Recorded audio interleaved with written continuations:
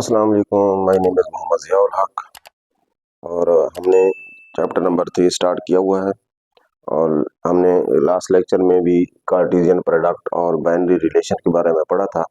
तो आज हमने उसी को कंटिन्यू करना है आगे। नेक्स्ट है हमारा topic function and its domain and range. Function क्या है और उसकी डोमेन और रेंज। कल हमने पिछले लेक्चर में भी हमने उसमें ये देखा था उसकी डोमेन क्या होती है, रेंज क्या होती है, ये चीज़ पढ़ी थी। लेकिन अब देखते हैं फंक्शन क्या है। Let A and B two non empty sets. अब ए और बी हमने कुछ दो जो है नॉन एम्प्टी सेट जो है लेट कर लेने हैं, such that f is a relation from A to B. अब यहाँ हम क्या करेंगे एफ जो है एक रिलेशन होगा ए से बी तक। अब यहाँ पे क्या करेंगे, ए से बी का मतलब यह है कि आपने ए क्रॉस बी फाइंड करना है। अब ए क्रॉस बी के लिए मतलब बैन रिलेशन जो हमने मतलब इसमें जो ये चीज हमने पढ़ी थी कार्टेशियन प्रोडक्ट कार्तीसी हासिल ज़रब, वो हम यहाँ से फाइंड करेंगे।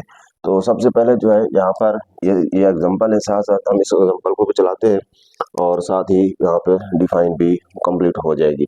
अब यहाँ पे नेक्स्ट इसकी जो फर्स्ट कंडीशन है वो है, पहले तो क्या होनी चाहिए, कार्टेशियन प्रोडक्ट होना चाहिए ए क्रॉस बी का, और वो एफ जो होगा जो हम लेंगे वो सबसेट होगा ए क्रॉस बी का। और दूसरी कंडीशन क्या है इसकी, domain of F equal to A. जो आपने क्या करना है, एफ लेना है, जो रिलेशन लेना है उसकी डोमेन लेंगे, वो डोमेन किसके इक्वल होना चाहिए, पूरे का पूरा सेट ए होना चाहिए। और तीसरी कंडीशन यह है, first element of no two pairs of f are equal. मतलब जो एफ के जितने भी ऑर्डर पेयर होंगे उन ऑर्डर पेयर का जो फर्स्ट एलिमेंट होगा वो सेम नहीं होना चाहिए। तो फिर वो क्या होगा, फंक्शन होगा सेट यानी फ्रॉम ए टू बी, यानी ए से बी तक। तो अब उसको हम लिखते कैसे हैं उसको पढ़ते कैसे हैं, the function f is also written as f from A to B. इसको पढ़ते हैं f from A to B, मतलब एक फंक्शन है सेट ए से सेट बी तक मार्क कर रहा है। तो यहाँ पे इसी तरह एक्स वाई भी हो सकते हैं, एल और एम भी हो सकते हैं, कुछ भी यहाँ पे हम लिख सकते हैं। तो इसकी एग्जांपल जो देखते हैं, दो सेट हैं ए और बी गिवन है। तो is defined as a function f from A to B, और आपको यहाँ पे रिलेशन ये गिवन है, एफ जो है वो क्या है, y इक्वल टू वो है 2x प्लस 3। हमने इसी के मुताबिक क्या करना है, एफ हमने फाइंड करना है। तो इसी तरह जो है x बिलोंग टू a एंड y बिलोंग टू b। अब यहाँ से क्या होगा, जो ए सेट से एक्स बिलोंग करेगा, मतलब जो ऑर्डर पेयर में फर्स्ट एलिमेंट होता है वो एक्स होता है, वो कहाँ से होगा, सेट ए से होगा, और सेकंड एलिमेंट वाई होगा, वो कहाँ से होगा, सेट बी से होगा। तो यहाँ से हम क्या करेंगे, ये एफ फाइंड करेंगे, तो वैल्यू ऑफ फंक्शन फाइंड कर लेंगे, उसके बाद फिर उसकी डोमेन फाइंड करेंगे, देखेंगे, और को डोमेन देखेंगे और रेंज देखेंगे। तो सबसे पहले जो है इसके लिए हमारे पास दो सेट है, वो कौन कौन से हैं, एक ए है, ए गिवन है, ए है 0 1 2 3 4, और उसके बाद जो है b है, b इक्वल टू 3 5 7 9 एंड 11। तो ये दो सेट हैं। सबसे पहले हम क्या करेंगे, इसका कार्टेशियन प्रोडक्ट फाइंड कर लेंगे, a क्रॉस b फाइंड करेंगे। जब a क्रॉस हम b फाइंड करेंगे तो यहाँ पे हम लिखेंगे a cross b equal to, पहले सेट a ही लिखेंगे क्योंकि a है 0 1 2 3 4, उसके बाद क्रॉस, उसके बाद b, और b के हमने लिखने हैं 3 5 7 9 11, 3 5 7 9 11। अब हम कार्टेशियन प्रोडक्ट इसका फाइंड करते हैं। तो इक्वल टू, अब क्योंकि इस फर्स्ट को हमने सबके साथ लिखना था, 0 3 0 3, उसके बाद फिर 0 5 0 5 0 7 0 9 0 11, इस तरह 0 5 0 7 0 9 0 11। उसके बाद फिर अब यहाँ से 1 है तो 1 को लेंगे, 1 किसके साथ, 3 के साथ, 1 5 के साथ, इस तरतीब से सबको यहाँ पे फिर हम लिखते जाएंगे इसी तरह 1 3 1 5 1 7 और 1 9 और फिर 1 11। तो अगेन जो है नेक्स्ट 2 है।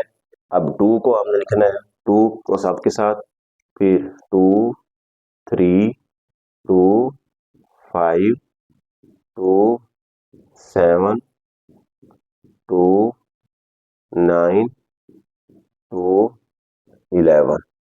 अब 2 हो गया, उसके बाद अब 3 है, 3 को हमें चलाना है। तो यहाँ पे हम क्या लिखेंगे अब 3 3 3 5 3 7 और 3 9 3 11। अब 3 हो गया, उसके बाद क्या है आगे 4 4 को लिखें 4 3 4 5 4 7 और 4 9 4 11। तो अब यहाँ पे देख लें, अब यहाँ पर सेट ए में कितने एलिमेंट थे, 5 थे सेट ए में 5, और इसी तरह सेट बी में कितने हैं, वो भी 5। तो अब 5 क्रॉस 5, क्योंकि ए क्रॉस बी है, 5 क्रॉस 5 25। तो यहाँ पे देख रहे हैं 25 की बनेगी, 1 2 3 4 5। तो फिर ये भी 5, तो 5 5 जार 25। ये हमने क्या फाइंड कर लिया, ए क्रॉस बी हमने फाइंड कर लिया।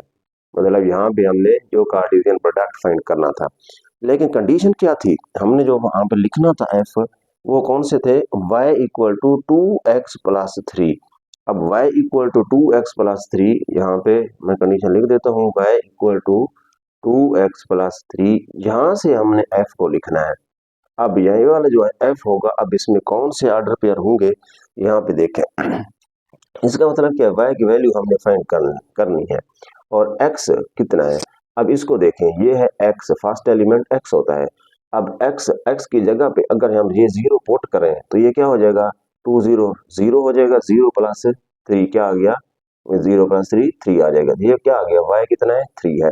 इसका मतलब जब आप x को 0 पुट करेंगे तो y की वैल्यू क्या आ रही है, 3।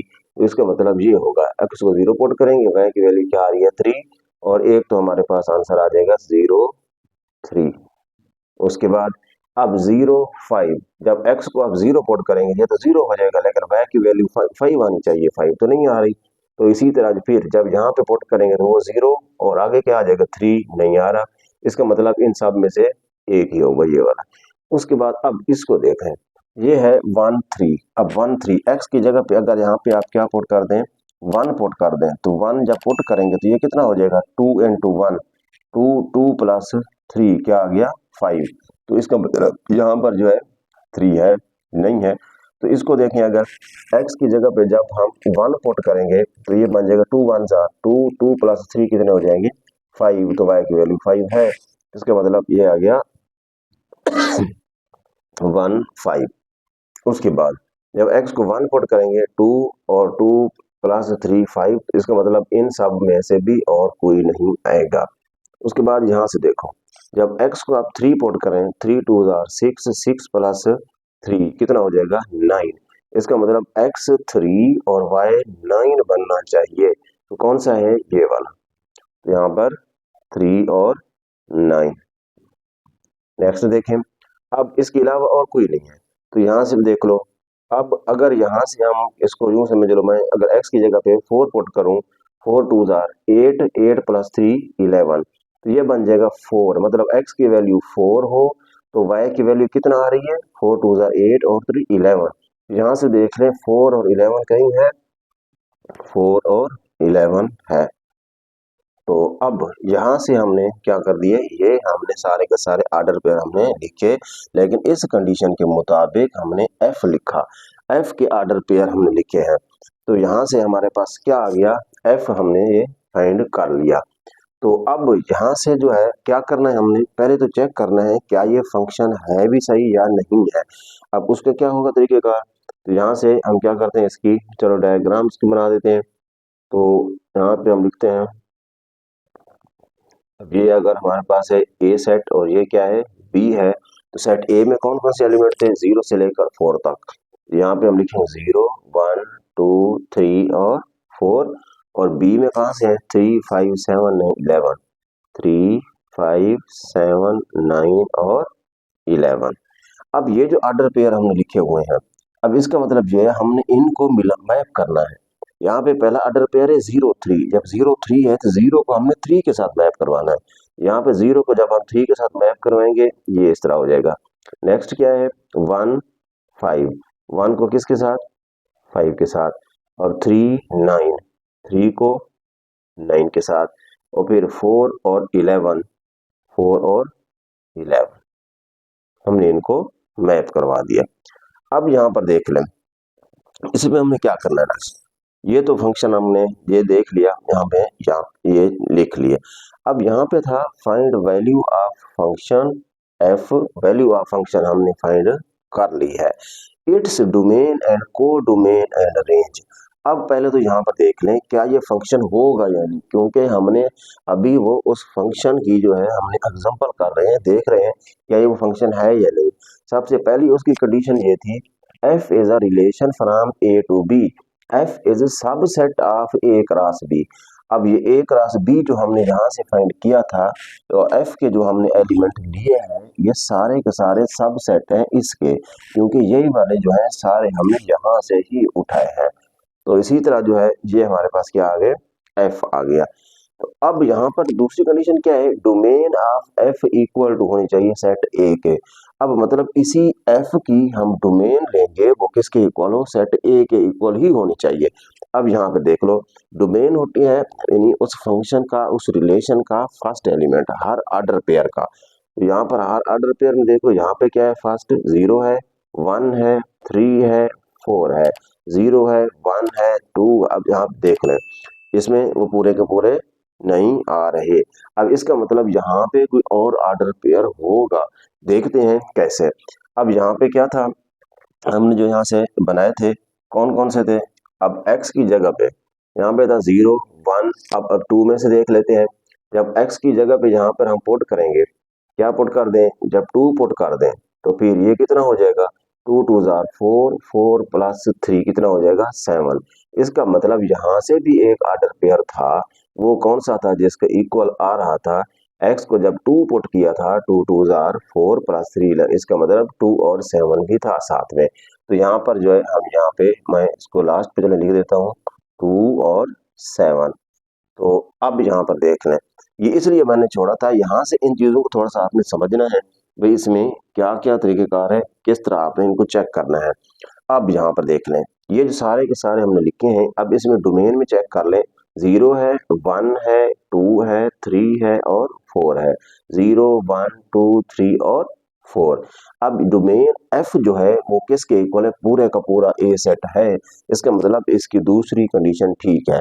सबसे पहले हमने इसका यानी कार्टेशियन प्रोडक्ट हमने फाइंड किया, और दूसरे नंबर पे हमने जो एफ लेना है उसकी हम क्या करेंगे, उस क्या मतलब डोमेन लेंगे, अगर डोमेन वो पूरे का पूरा सेट ए होना चाहिए। अब उसकी दूसरी शर्त भी ठीक है। अब तीसरी में देखें first element of no two pair of f. अब यहाँ पर देखें ये एफ है, एफ के वो कहते हैं जितने भी ऑर्डर पेयर हैं तो इनका फर्स्ट एलिमेंट मतलब किसी भी दो का फर्स्ट एलिमेंट जो है वो सेम नहीं होना चाहिए। अब यहाँ पे देख लो इसका फर्स्ट क्या है 0, इसका फर्स्ट 1 है, इसका फर्स्ट 3 है, फिर 4 है और फिर 2 है। अब यहाँ पर देख लें दूसरे लफ्जों में ये है कि डोमेन रिपीट नहीं होनी चाहिए, domain does not repeat, domain of F does not repeat. अब ये डोमेन रिपीट ना हो, अब यहाँ पे देख लो यहाँ पे 0 1 2 3 और 4 डोमेन रिपीट नहीं हुई, इसका मतलब ये सारी की सारी ये तीनों कंडीशंस हमने फाइंड कर ली हैं, ठीक है। तो ये क्या होगा, ये फंक्शन होगा, ये फंक्शन है। अब यहाँ पर हम इसकी क्या करेंगे, अब आगे वो कहता है फाइंड वैल्यू ऑफ एफ, हमने एफ की वैल्यू फाइंड कर ली है, इट्स डोमेन। अब हमने क्या करना है, इसकी डोमेन फाइंड करनी है। तो यहाँ पे हम लिखेंगे डोमेन, डोमेन को DOM से लिखते हैं, domain of F equal to, अब इसकी डोमेन हम फाइंड करते हैं। अब डोमेन इसकी क्या है, डोमेन में हर ऑर्डर पेयर का फर्स्ट एलिमेंट वो क्या आ रहा है 0 1 2 3 4 और ये कौन सा है, पूरे का पूरा ए सेट है। उसके बाद अब आ जाओ रेंज की तरफ, यहाँ पे आगे लिखोगे range of F equal to, अब रेंज होती है सेकंड एलिमेंट। अब इसका ये नहीं कि इन सब का, इसका जो हमने एफ लिखा है इसका जो है सेकंड एलिमेंट, इसका सेकंड एलिमेंट चेक करें। अब इसका सेकंड एलिमेंट क्या क्या आ रहे हैं, यहाँ पर क्या है 3, यहाँ पर 5 यानी 9 11 और 7। यहाँ पे हम लिख देते हैं 3 5 7 9 और 11, ये उसके क्या है, रेंज है। अब यहाँ से हमने डोमेन भी फाइंड कर ली और रेंज भी फाइंड कर ली है। अब यहाँ पर देख लें रेंज एफ जो है, यहाँ पर क्या था 3 था 5 था और फिर उसके बाद जो है क्या था यहाँ पर ये, अब यहाँ पे जो हमने लिखा था एफ, ये 2 और 7 था, ये एफ जो है ये 2 और 7 ये इसके साथ हमने मैप करवाना था। अब ये सारे के सारे हमने मैप करा लिए, तो अब यहाँ से डोमेन भी फाइंड हो गई और रेंज भी फाइंड हो गई। अब वो कहते हैं को डोमेन क्या होती है। अब यहाँ पे को डोमेन का मतलब ये है कि को डोमेन में ये वाला जो सेट है सारे का सारा सेट बी, पूरे का पूरा सेट बी जो होगा ये क्या होगा, को डोमेन में होगा। तो यहाँ पे हम लिख देंगे को domain equal to set B. अब यहाँ पर जो है ये सारे का सारा बी सेट जो होगा क्या होगा, कोडोमेन, और रेंज में क्या होगा, जो यहाँ पे जो सेकंड एलिमेंट होगा वो होगा उसकी रेंज होगी। तो इसी तरह जो है यहाँ पे क्या होगा ये हम चेक करेंगे ये फंक्शन है या फंक्शन नहीं है। अब फॉर एग्जांपल अगर यहाँ पर मैं कोई और जो है एक मैं एग्जांपल लिखता हूँ, यहाँ पे मैं लिख देता हूँ ए बी, यहाँ पे लिख देता हूँ 1 2 3। अब इसको मैं इसके साथ ज्वाइन करवा देता हूँ और बी को 2 के साथ मैं ज्वाइन करा देता हूँ। अब यहाँ पर देख लो जो इसका जो अगर मैं इसका एफ लिखूं, एफ का मतलब क्या होता है, जिसके साथ ये मैप हो रहे हैं वो आपने लिखने हैं। यहाँ पर क्या है ए किसके साथ है, 1 के साथ है, तो यहाँ पे हम लिख देंगे A1, और फिर बी किसके साथ है, 2 के साथ है, यहाँ पे हमने ये लिख लिया। अब यहाँ पे देखें इसकी अगर डोमेन ले तो ये किसके इक्वल होगी, डोमेन में क्या है ए और इधर क्या है बी। अब इसकी डोमेन है ए बी, अब ए बी डोमेन है वो पूरे का पूरा सेट ए है, तो पहली कंडीशन ठीक है। अब दूसरी कंडीशन में देखें डोमेन रिपीट ना हो, यहाँ पे क्या है ए है, यहाँ पे क्या है बी है, डोमेन रिपीट नहीं हुई। अब यहाँ पे क्या होगा, अगर इसकी बात की जाए डोमेन इसकी क्या है वो ए बी है और इसकी रेंज क्या है 1 2 है, लेकिन इसकी कोडोमेन कौन सी होगी, अब कोडोमेन होता है ये बी सेट पूरे का पूरा। अब बी सेट में इसकी कोडोमेन में अब कौन कौन से आ जाएंगे, अगर मैं यहाँ पे लिखूं कोडोमेन इक्वल टू वो होगा 1 2 और 3, 1 2 3। अब ये होगा कोडोमेन, मतलब सेट बी पूरे का पूरा जो है क्या होगा, कोडोमेन होगा, और जो उसके साथ ये मैप हो रहे होंगे तो जो उसका सेकंड एलिमेंट होगा ऑर्डर पेयर का, और ये होगी हमारी रेंज।